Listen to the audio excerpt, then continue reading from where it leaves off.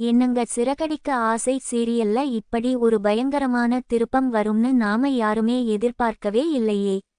முத்துவும் மீனாவும் ஒரு பக்கம் சந்தோஷமா புது வாழ்க்கை ஆரம்பிக்க நினைக்கும்போது அந்த வீட்டை ஏலம் விட்டு நடுத்தெருவுக்கு கொண்டு வர ஒரு பெரிய சதியே நடக்குது. அது யாரு என்னன்னு தெரிஞ்சா நீங்களே ஆடிப்போயிடுவீங்க. இன்னைக்கு எபிசோட் ஆரம்பத்துல பார்த்தீங்கன்னா நம்ம முத்து ரொம்பவே மனசு உடைஞ்சு போயிருக்காரு. ராத்திரி பகலா 18-20 மணி நேரம் கார் ஓட்டியும் குடும்பத்தோட கஷ்டத்தை தீர்க்க முடியலையேன்னு ரொம்பவே வேதனைப்படுறாரு. அப்போ ஒரு பெரியவர் முத்துவை கூப்பிட்டு வெறும் உடம்பு உழைப்பை மட்டும் நம்பி இருந்தா வாழ்க்கையில ஜெயிக்க முடியாது, கொஞ்சம் புத்தியையும் யூஸ் பண்ணி பிசினஸ் பண்ணணும்னு அட்வைஸ் பண்றாரு. நம்ம முத்துவுக்கு என்ன பண்றதுன்னே தெரியல. எனக்கு தெரிஞ்சது எல்லாம் டிரைவிங் மட்டும்தானே, அதை வச்சு எப்படி பெரிய ஆளா ஆகுறதுன்னு ரொம்பவே குழப்பத்துல இருக்காரு. அப்போ முத்து தளர்ந்து போய் உட்கார்ந்து இருக்கும்போது அவரோட நண்பர் வந்து ஒரு செம ஐடியா கொடுக்குறாரு. நீ ஏன் சொந்தமா டிராவல்ஸ் ஆரம்பிக்க கூடாதுன்னு கேட்கும்போது அதுக்கு நிறைய வண்டி வேணுமேனு முத்து தயங்குறாரு. உடனே அந்த நண்பர் நம்ம பழைய ஓனர் தன்ராஜ் சாரை போய் பார்க்கலாம்னு கூட்டிட்டு போறாரு. தன்ராஜ் சார் கிட்ட போய் முத்து நிலைமையை சொல்லி உதவி கேட்கும்போது அவர் தன்னோட பழைய டிராவல்ஸ் வண்டிகள் சும்மா தான் நிக்குது, அதை நீயே வச்சுக்கோன்னு சொல்லி 5 வண்டிகளை முத்து கிட்ட ஒப்படைக்கிறாரு. இதை கேட்டதும் முத்துவுக்கு தலையே புரியாத அளவுக்கு ஒரு பெரிய சந்தோஷம்.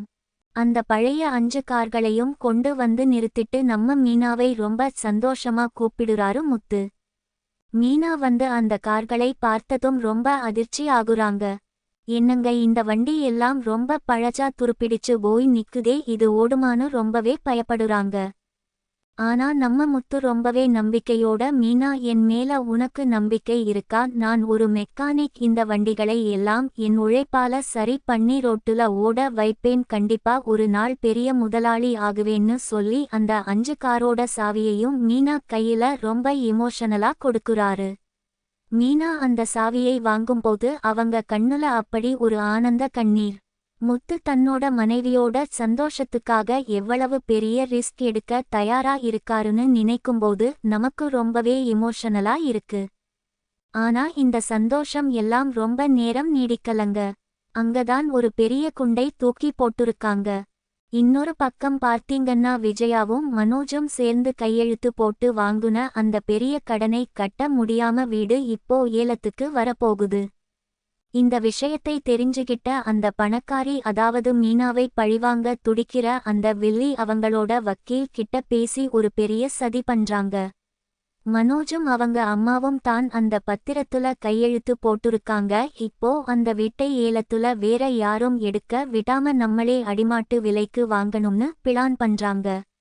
அந்த வீட்டை ஏலத்துல எடுத்து மீனாவையும் அவங்க குடும்பத்தையும் நடுத்தெருவுல நிறுத்தி அவங்க கதறி அழுறதை நான் பார்க்கணும்னு அந்த வில்லி ரொம்ப கொடூரமா பிளான் பண்றாங்க.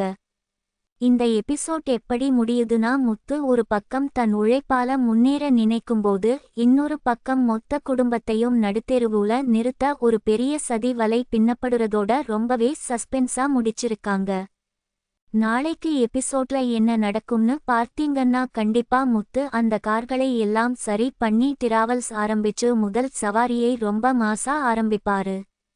ஆனா அதே நேரத்துல விஜயாவும் மனோஜும் பண்ண அந்த பெரிய தப்பு வீட்டை ஏலத்துக்கு கொண்டு வந்து மொத்த குடும்பத்துக்கும் தெரிய வரும்போது வீட்ல ஒரு பெரிய பூகம்பமே வெடிக்க போகுது.